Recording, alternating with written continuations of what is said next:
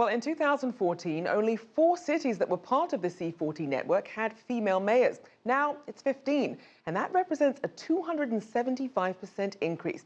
Now, one of those female mayors is Patricia de Lille, in charge of South Africa's most populated city, Cape Town.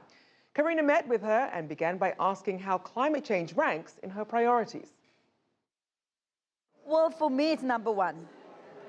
We've already rearranged the whole planning and the structure of the way we govern in the city of Cape Town.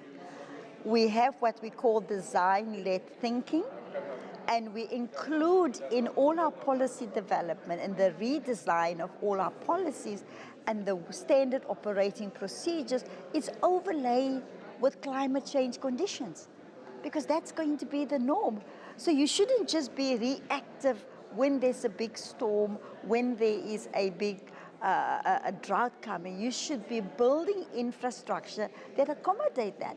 The sense from this conference is really that it will be cities that will take the leadership role in tackling climate change, not federal governments. Why is that? Cities are the drivers of change. Economic growth today is really the oxygen of our democracy. And because cities are there to build the infrastructure, create the conditions conducive for the economies to grow, cities are at the forefront. Our national governments are very good in signing agreements like they've done in COP21 in Paris, and then bugger off. And then the people that must really implement those agreements are the mayors. This is an event that focuses on the role female leaders can have in tackling climate change. What particular insights do you think women have when it comes to this issue? Well, as women mayors, we certainly see the impact of climate change on a daily basis. And the majority of people affected by the impact of climate change are the women. They are our mothers, they are our brothers, they are our sisters.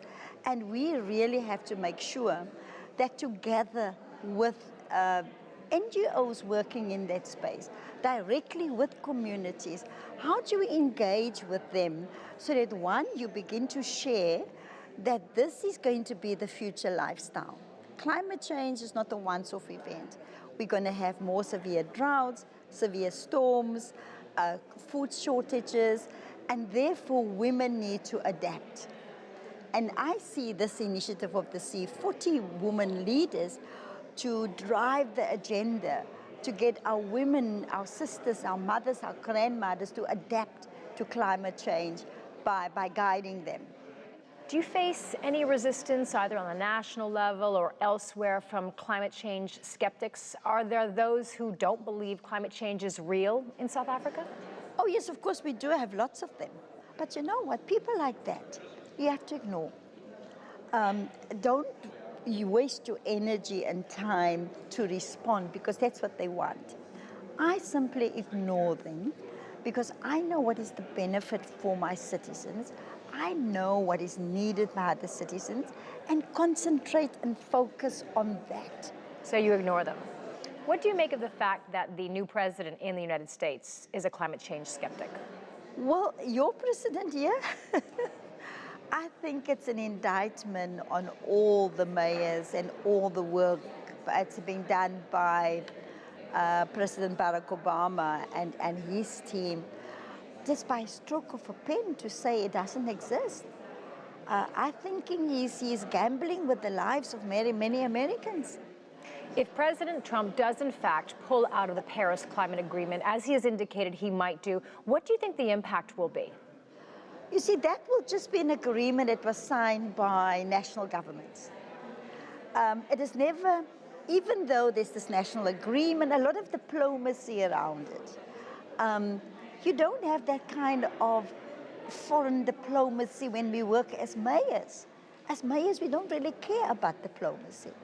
We look at where we can share ideas, where we can look at best practice and work together. So it's not going to impact on the work mayors is doing. We simply know better that if we as mayors don't drive and implement the changes to mitigate climate change, that nothing will be done. But at the same time, there were commitments made from national governments at the Paris Agreement.